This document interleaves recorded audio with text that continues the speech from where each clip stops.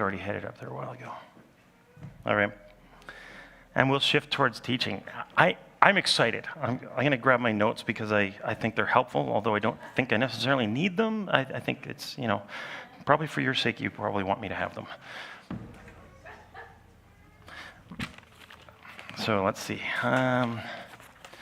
So as we move towards teaching, today we're starting our new series, our summer series on Genesis 1 through 3. I call it If Then. And it's what Genesis 1 to 3 really means. And I love this because as we are... Wait, these aren't my notes.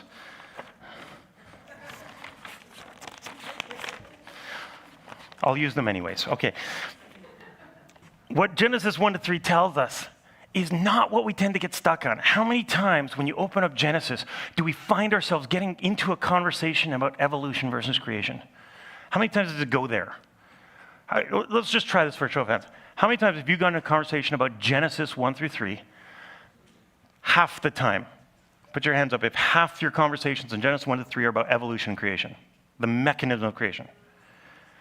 Half the time or more. Or more. Okay, so a quarter of the time. So 10% of the time? Nobody? Does anybody talk about Genesis 1 to 3? Ouch, okay. Well, let's talk about it. I love this.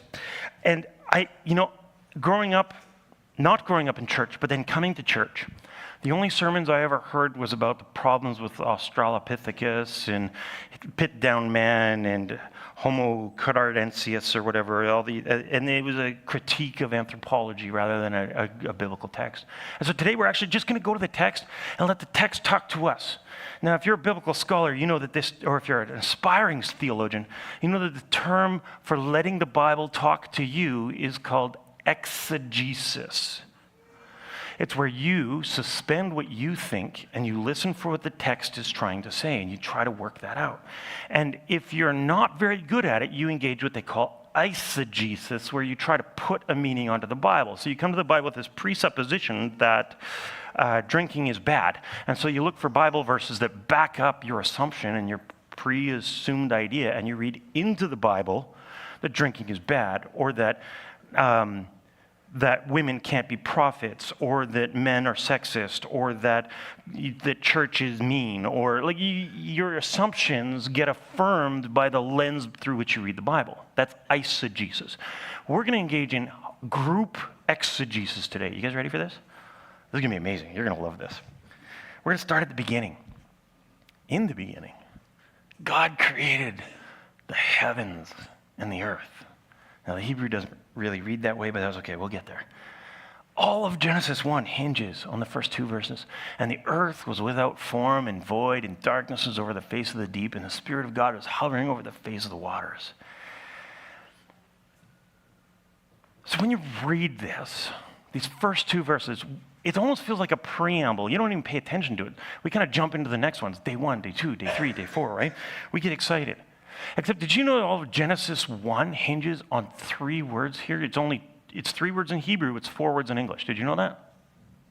It's right there at the top. Without form and void. Without form and void. Now, the Hebrew words for these is tohu and vohu. And when we say without form, because how many people understand that weird language of English that's trying to explain the Hebrew? It doesn't work. So let's put substance to tohu and vohu with a little better understanding. When we say without form, what we mean is the structure, the concept, the idea, like what it looks like, isn't there. It's without form. It's just this vagueness. There's no clarity. There's no thing that you can see, right? It lacks that. And then the second, vohu is the other part where it goes, no, let me give you a specific, substantial, real expression of this. Not just what it looks like, but what it does. What it looks like when it's brought to its fullness, right? That's a little different than our concepts of formless and void. So when we think formless, the form, the shape of things, what they are in their essence. And then void, as in it's empty. But what does it look like when it's fully what it's supposed to be? This concept dominates Genesis 1. And in a sense, when you look at Genesis 1, God deals with days 1 through 3 to address the empty or the shapelessness issue. And then he deals with day 4 through 6 to fill out the filling and substance and specifics concern. And so you have this pattern that happens in Genesis 1. Genesis 1 lights up this pattern of day 1 and day 4 are talking about the same thing. What are they talking about? In day 1, he says, let there be light, right? And in day 2 and day 4, the sun, moon, and stars, which are light. In day 2, he deals with sky and water. And what do we see in day 5? Birds, sky, fish, water. In day 3, you have land and plants. And so in day 6, you have animals and people. And then day 7, rest. And so the very first obvious connection point here, 7 days. How many days in a week? 7. And so when you pick up these texts, what they draw our attention to isn't necessarily what we've always thought. The writer of Genesis 1 had a purpose in mind as they were telling us this story. Regardless of how historical the story is, the writer of Genesis 1 was communicating a profound theological truth that goes back to this concept of shape and substance. And then, out of this completeness of shape and substance, the picture of God is that God says, yes, work and rest. And so we have this image and filling and rest are the two major motifs. So let's dive a little deeper in. You guys ready? I love this. Day 1. God created the heavens and the earth, right? And then it says, he said, let there be light. And there was light. And then he called the light day and the darkness night. There was evening, there was morning, day 1, right? The amazing thing that we have to remember that the picture of God in this story, a God that is distant, a God that is other, a God that speaks creation into existence. Now, the amazing thing that we can't translate into English is this weird verb form in Hebrew. It's called the effortless effort, the effortless causative. It makes no sense in English. God caused it to be with zero effort. God didn't have to work. That's why we translate it as let there be light, because God didn't have to exert and try so hard to create light. It's like, God was like, no, allow it, light, may it be. And in a sense, you're demonstrating the first words of day 1, the overwhelming power of God, that the creation of the entire universe is effortless to him. Wow. And it continues throughout all the days. And God said it was good. And there's evening and morning and day 1. So to the Jewish people, the day begins at sunset. You know what that means? You start your day by going to bed. Hold on. You start your day in rest. How many people start their day in rest? How many people start their day to a blaring alarm clock? Oh, right, you know the pain.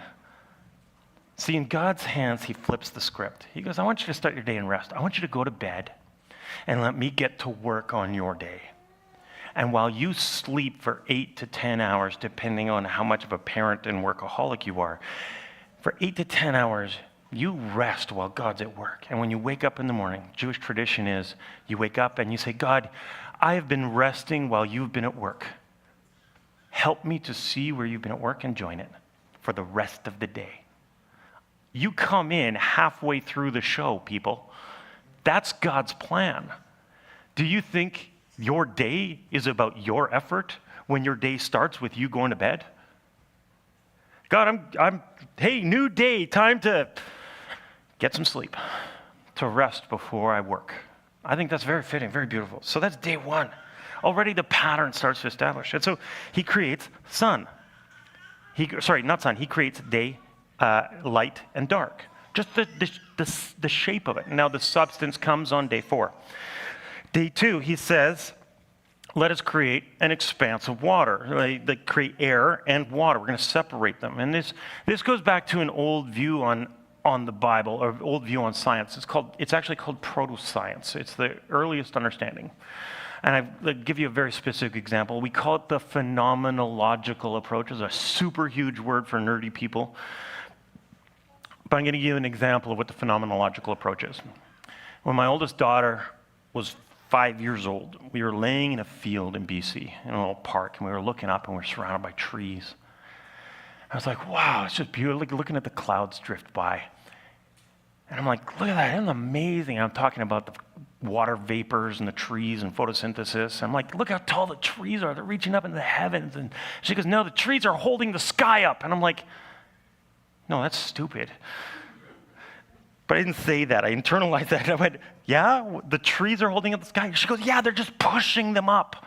And it makes the clouds so much further away. I'm like, oh, yeah, okay, I get it. I get where you're going.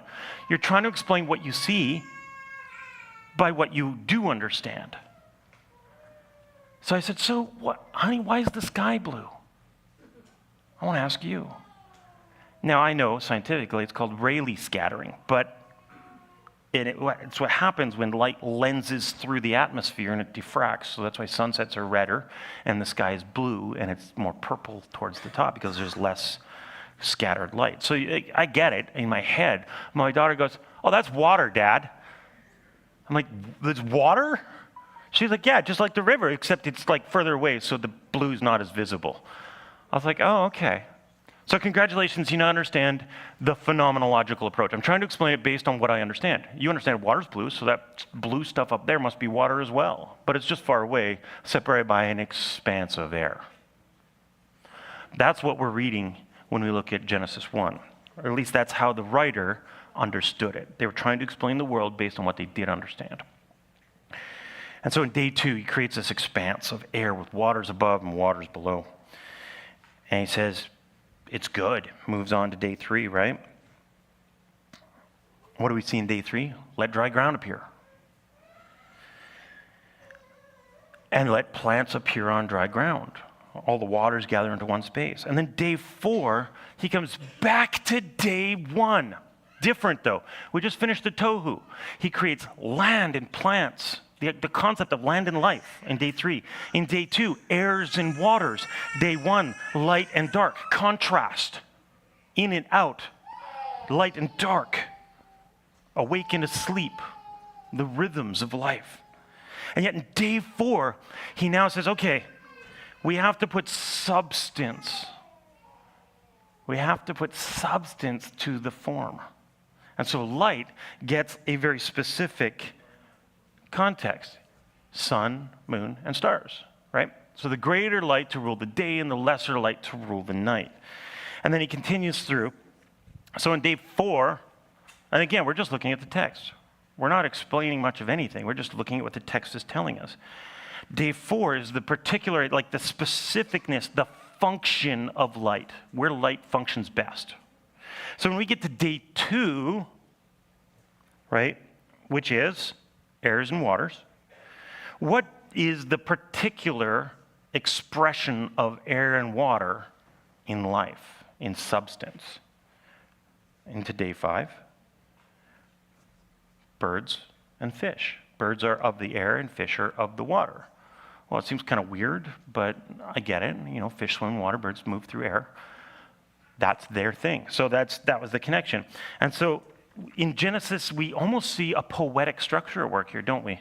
1 and 4, 2 and 5, 3 and 6. And so in day 6, he creates all kinds of animals. But then something weird happens in day 6. You know what it is?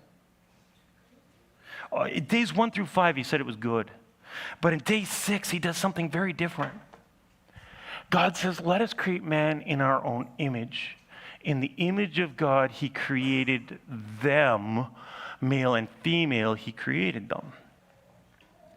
And I love this because this isn't the first place, but this is definitely one of the most prominent places that the scriptures, the language breaks under the weight of the message of God. Languages cannot contain what God is trying to say here. And so it'll always fail. It'll always fall short. How many of you have ever struggled to communicate something You just never had the right words for it, and no matter how you said it, you're like, yeah, that's it's not like that. It's like, but it's still not like that. You know what I mean, right? Like, if you've ever felt that way, you're staring at one of those moments in the Bible where the writer couldn't put it into words, just could not. And so we see the language break. God created them, man, humanity, in his singular own image. In the image of God, plural, he created them, plural, male and female. He, singular, created them, plural. That just messes with your head, doesn't it? How is it that God could talk about his image in the plural sense and create a singular species with a plural identity? Ooh, I love this. We are given, and I love this so much because Genesis 1 tells us the beginnings, and it almost drops hints at all the amazing things that are to come. Genesis 1 through 3. There are little secrets, little hints, little tips of the hat and wink of the eye of things that are coming. And so in Genesis 1, we're introduced to the triune God, the God who says we, to identify himself as community, the God of community, the God of plurality, not like there are like 6 gods. There's one God with self of 3. And in that self of 3 is a community of love and honoring, and is still one. The word here for God in the Bible, in this chapter, is Elohim. It means gods, plural, but it also means God, singular. And so the language of Hebrew kind of lines up with this concept that God is bigger than. He's the creator of the universe. He's this distant other God who effortlessly creates, who speaks creation into existence. However it got here, irrelevant. The fact that it is total and complete sovereignty and mastery of all of creation. And that he looks at things in terms of form and substance. And so when he turns to create us, he goes, you know what I'm missing in all of creation? I've created the form of light. I've created the form of air. I've created the form of waters and land and animals. And then I went back and I created the substance of light, sun, moon, and stars. I created the substance of waters and airs as bird and fish. I created the substance of land, animals. And it's almost like he goes back to that whole concept of tohu and vohu again, that form and substance. And he goes, I'm going to create humanity in my form. You know what's missing in all of creation? Something that represents me. Something that when you walk around on that little mud ball, anything that sees it would go, there's God. That's where God shows up. Something obvious. He goes, that's what's missing. And so he created us in his to answer the problem of the tohu, the lack of God's appearance. He created you, the imago Dei, the image of God. He created you to represent his image. So now here's the thing. Am I the image of God? Can I dare to say I'm not? Can I dare to say that I'm only the image of God when I am in community? That I alone am not the image of God, but it's because I, as a relational being in connection with others, in the ability to love others who are not like me, that I am there the image of God, and I may bear the form, the physical shape, I'm made in his shape. That shape comes in 2 varieties, male and female. And so as the image of God, it takes me and you, him and her, us and them. There is no image of God in the singular. And in a sense, when we come up against somebody who's begging on the streets, somebody who's hungry, somebody who needs prayer support, somebody who struggles with mental illness, someone who's old and needs help with their physical needs, getting dressed, getting fed, moving around, someone who's dying, someone who's being born. When I look at my son and I have to change his diaper, I'm the image of God then, because I am engaging and connecting with another person. In a vacuum, we are nothing in a vacuum. God created us for community because God is community. God is a group of identity of self. And so it's again, even here, my language will fail us Because how do I explain that the mystery of God's triune and singular nature, right? And so when you look at your children, or you look at your spouse, when you look at your brothers and sisters, when you look at the other people in church, it is in these places how I respond to other people, to their needs, how I respond to power in my relationships with them, how I respect and honor them, that we see my understanding of the image of God come to the surface. So we have the image of God. So God created them, tohu, in his image. But you know what he also then said? We still have the vohu problem, don't we? He created the shape of God on earth, but what about the substance of God? Here's the thing. He immediately goes into that. He says he turns and he blesses them. God turns and he blesses them, makes them joyous, makes them happy. He says, be fruitful and multiply. And you probably can't read this. And it says, and be fruitful and multiply and fill the earth. It is the measure of God's blessing. It's the essence of God, in a sense. When we look at the image of God, one of the part of the image of God, the substance of that, who is God, is that he is a God of abundant blessing. He is a God who is fruitful and overflowing. He is not a God of have-nots. He's a God of haves. He's not a God of inability to give life. He's a God of rich life-giving ability. And he imparted that to us. We are called to be life givers. Now, in the Genesis text, it's talked about in a very literal sense. But we as Christians are called to be life givers in a very literal and figurative sense. Am I giving life to my spouse? Am I giving life to my friends, to my children, to my community? Brennan Manning famously said that there is no such thing as a neutral exchange. You either give life or take it. So in your interactions, are you a life giver or are you a life drainer? And you probably already know, although you might not be able to articulate it well. Do people avoid you in conversation?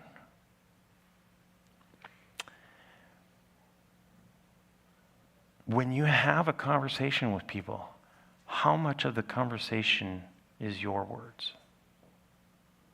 If you're carrying more than 70% of the conversation, there's a pretty good chance, even if you're an extrovert, there's a pretty good chance that the other person is being kind and patient with you talking and trying to find a way to make it through this conversation to move on. And if you're an introvert, you probably feel like it's 80% of the time, but it's not. It's far less than that. And this is hard for us to accept, that a good image of God treatment, of life giving to others, is that the extrovert learns to draw out the introvert, and the introvert learns to delight in the extrovert's exuberance. That the neurotypical learns to celebrate the neurodivergent. That the man learns to honor and cherish the woman learns to honor and cherish the man. That we learn to give life to one another. Right? And so he continues, and he says, and then subdue the earth. Show dominion over the fish of the sea and the birds of the air and of the heavens and over every living thing that moves on the earth. And so the other element that we see made in this image of God. What is the image of God also? Not only life-giving, not only generosity, but it adds the second element of lordship. That God is the Lord of all creation, and he invites us to be lords of creation. But not under the thumb and squish and take advantage and destroy it, but that we are meant to be lords of creation in the sense that we love and care for it, that we keep things in their place and we nurture and support them. And so the blessing of God in Genesis 1 goes back to the image of God in Genesis 1, the tohu and the vohu, the form and the substance, the form and the substance, divine work. God has called us to divine work. And what does he say then at the end of day 6? And God saw that everything that he had made, end of day 6, he's done all this work, 1 through 5, he gets to day 6, and he says, oh, finally, look at this, guys. Turns to the angels, turns to himself, and he says, it's very good. This is very good. This isn't just good, this is amazing. This is awesome. And there was evening, and there was morning, and there was day 6. Mother Teresa once said that if everyone could see the image of God in his neighbor, do you think we should still see the needs for tanks and generals? If I can honor and love the other who is like me, who is so like me, that we share 99.9% of the same genetics. If I could love and honor the image of God in you, who's 1,000th not like me, do you think that might help me learn how to love a God who is nothing like me? That I am made as a minuscule, diminutive imitation, copy, image of his hugeness? How do I love the people I'm like? How do I hope to love a God that I'm unlike, who's by very definition holy, different, other, strange, weird, when I can't love the people that are so like me, that our differences are so superficial that it might be a tiny amount of pigment, a tiny amount of money for a short period of time, a change in my hair color, a change in my height, a change in my gender, although these things are not always changeable, by the way.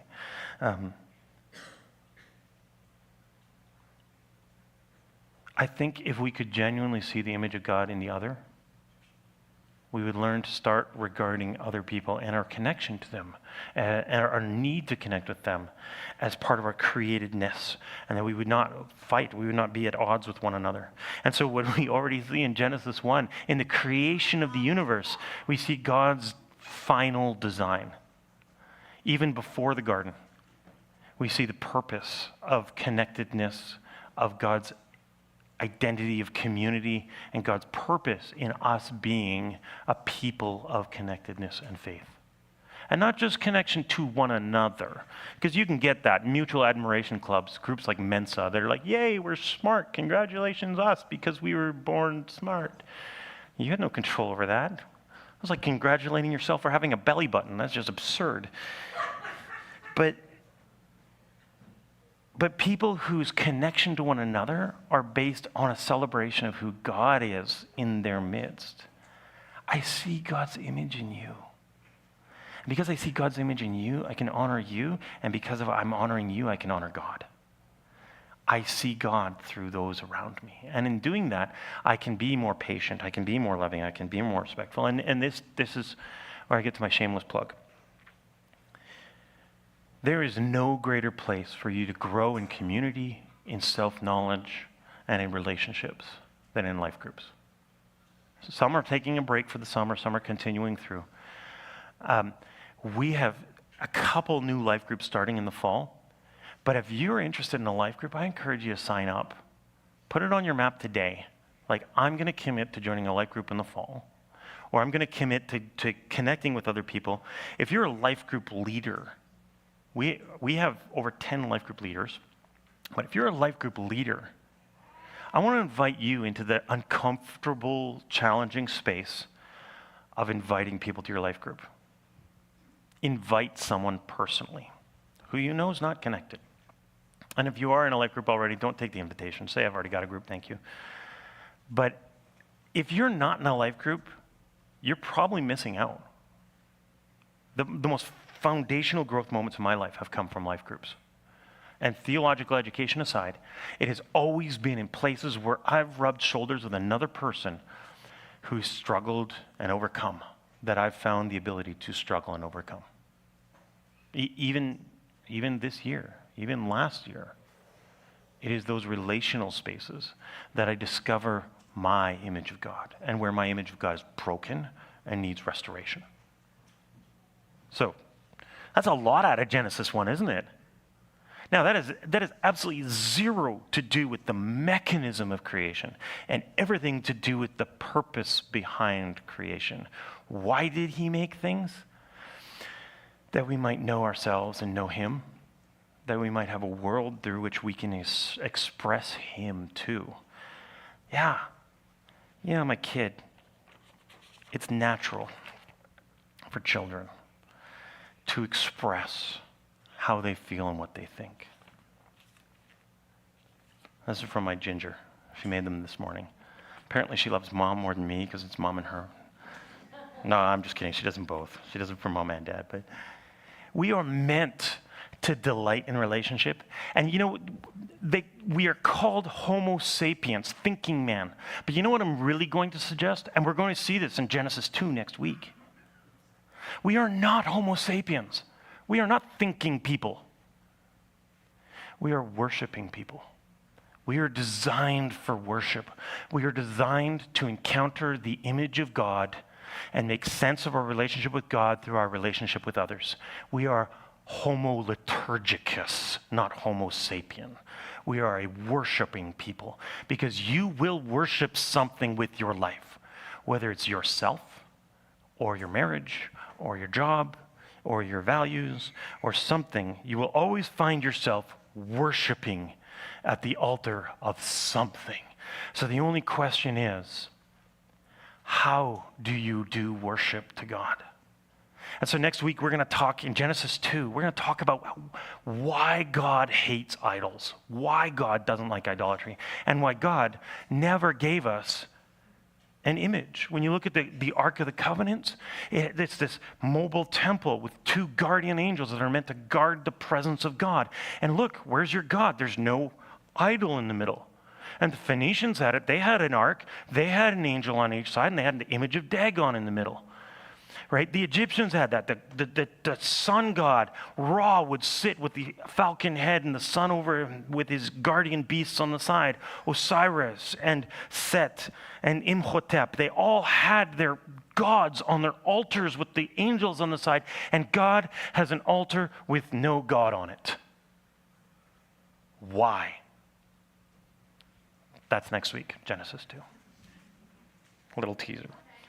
Cliffhanger. But today we'll end with this, with day 7. And then we're going to go back through Genesis 1. We're going to read it together with this changed understanding of Genesis 1. So I hope today we've challenged some of your assumptions about Genesis 1. I hope we've challenged your reading of it and your sense of anticipation. But we're going to end with this one because this, when we talk about spiritual disciplines, how many people have heard that word before, spiritual disciplines? It sounds like something that's being done to you. Oh, poor you, you've been disciplined. It's not. Spiritual disciplines are things you do to help you have a more vibrant relationship with Jesus. Guess what? God, the author of all things and the author of every spiritual discipline, started us out in Genesis 1 with the chief and most important spiritual discipline of them all. Rest. There is something deeply meaningful here about rest that I honestly, genuinely can't even put into words effectively. You are meant to start your day in rest and then engage where God is at work. You are meant to end your week in rest and find where God has been at work and looking forward to where God's going to move. Sabbath is the master spiritual discipline because in choosing to slow down, you open yourself up to listening, to hearing, to receiving. In the posture of trust, Sabbath is another word that we can use. There's a constellation of words that are connected to Sabbath. I work and I rest. I'm responsible and I surrender. I am trusted, I trust. I engage, I disengage. I speak, I listen. I'm in, I'm out. I'm up and I'm down. Sabbath engages this critical rhythm. I don't like spiritual disciplines. I like the idea of spiritual rhythms. Sabbath touches the rhythm of life like a heartbeat. Here and not, and there and not, and in and out, and trust and work and rest, and be responsible and trust and surrender, to work and to play, to be present for and to be present with, to strive and to relax, to live and to die, to strive and to be at peace. Sabbath. God establishes, you look at Genesis 1, and how does God end Genesis 1? He says, You are meant to be a people of healthy rhythm. So whenever my child would ask me, "Hey, Dad, why do we go to church on Sunday? Why is there 7 days in the week?" I go back to Genesis 1. I go, because when God made us, when God created everything, he answered the need for things to be done, the form and the substance of it, the importance of that work, what we do and why we do it. He addressed that. And then when he made you, he designed you. He crafted you for rest, for reflection, for pausing. And so Sabbath is probably the greatest gift out of Genesis 1.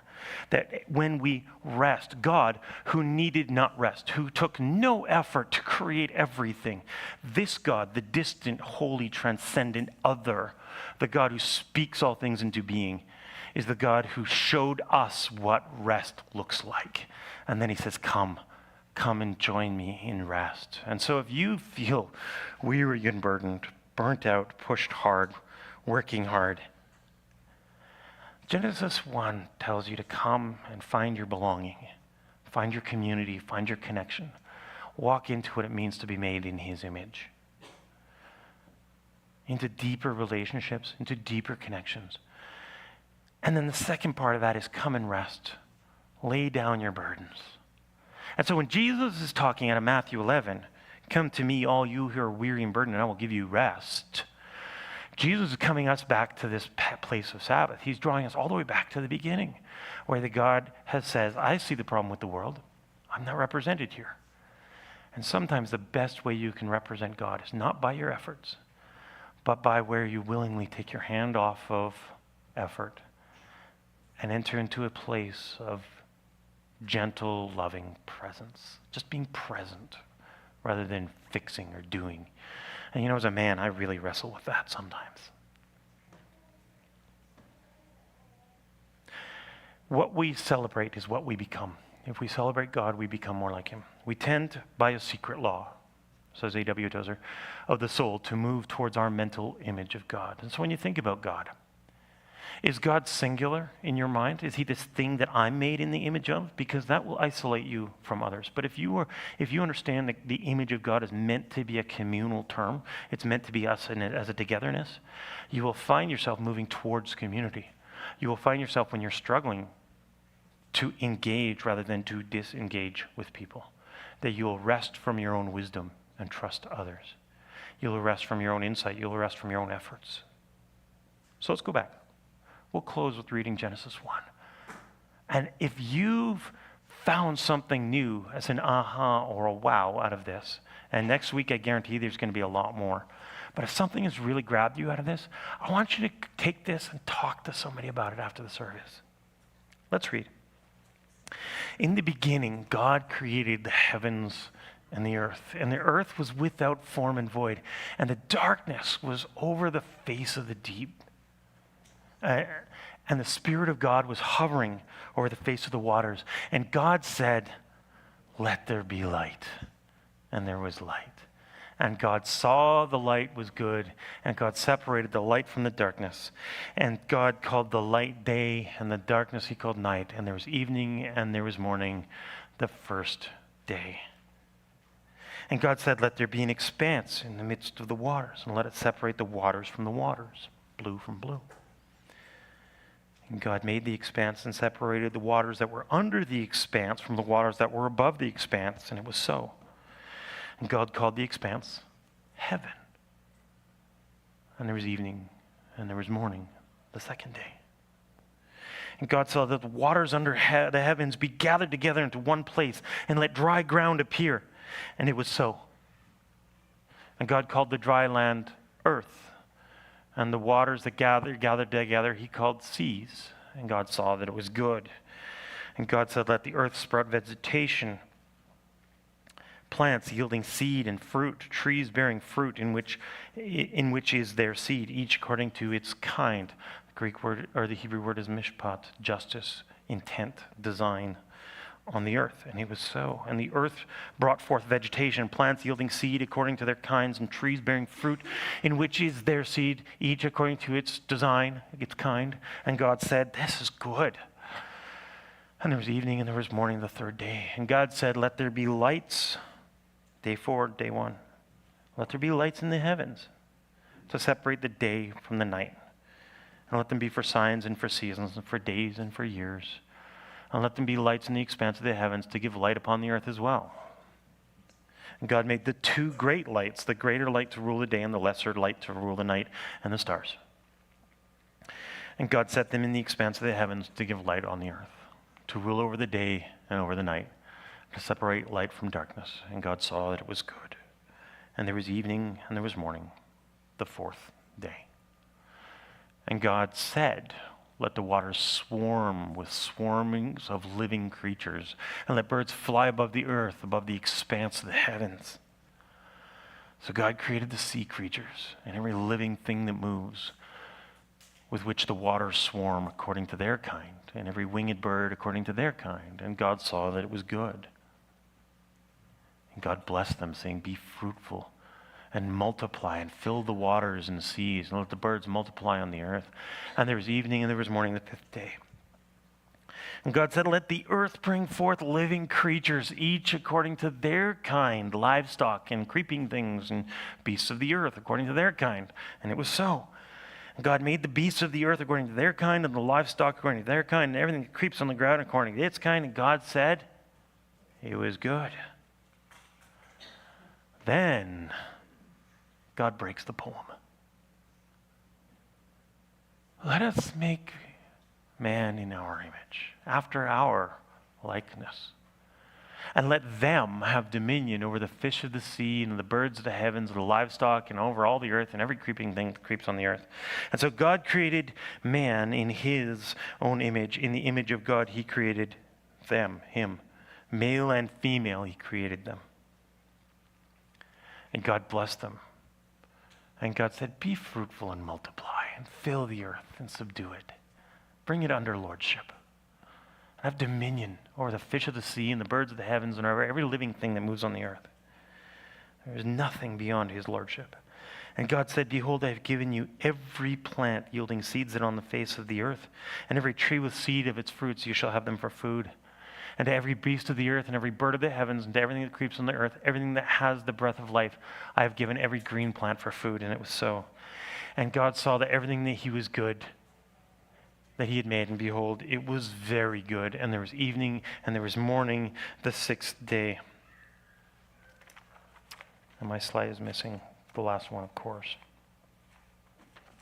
because that's Genesis chapter 2, verse 1, where God says, and on the 7th day, God rested from all that he had made. This is how God made the heavens and the earth. So what does Genesis 1 really mean? You're created with a purpose. You're not an accident. You are a fantastic, beautiful, amazing thing. God's design and desire is for you to be known, to be celebrated, and for my relationship with God to be expressed through my relationship with you. That's a pretty hard challenge, isn't it? Because we all know there's people in our lives we'd rather not talk to. We all know there are people in our lives that we really don't have a lot of patience for. And sometimes we find ourselves acting in very ungodly ways to people that we love very dearly. And God would then turn to us and say, how is that honoring my image? And it's not an opportunity to beat us up, but it's an invitation to us. Can I invite you to look at the people you know, the people that you love, and I invite you into that pause, that one moment pause, and realize that this person that I don't appreciate for whatever reason is the image of God as well. And how we do relationship tells you about what my view of God's image is. It tells you what my values are. And so Genesis 1 lands us very quickly into relationships, into purpose, into calling, into divine work and divine rest. And so as we close today, what we are exposed to is this idea of mediated existence, this idea that my experience of God is through creation. My experience with God is through others. My experience of God isn't this standalone experience in my head like my calling or Ben's calling to go to camp. It doesn't exist just in his head. It exists in relationships with other people. Your gift, who you are, is meant to be seen and known through your relationships with other people. And it is there that you are given more life, and so are they. We are meant to be fruitful and multiply. So I'm going to invite the worship team up. I'm going to invite you to pray with me. God, I know this is a fantastic picture of the way things should be, but we all know that things aren't the way they should be. We're meant to be loved and celebrated. We're meant to thrive. We're meant to be connected. And loneliness and isolation is at an all-time high. That people have no sense of connection, no sense of purpose, and worse, God, no sense of rest. Oh, Lord, I feel so exhausted sometimes because of all the stuff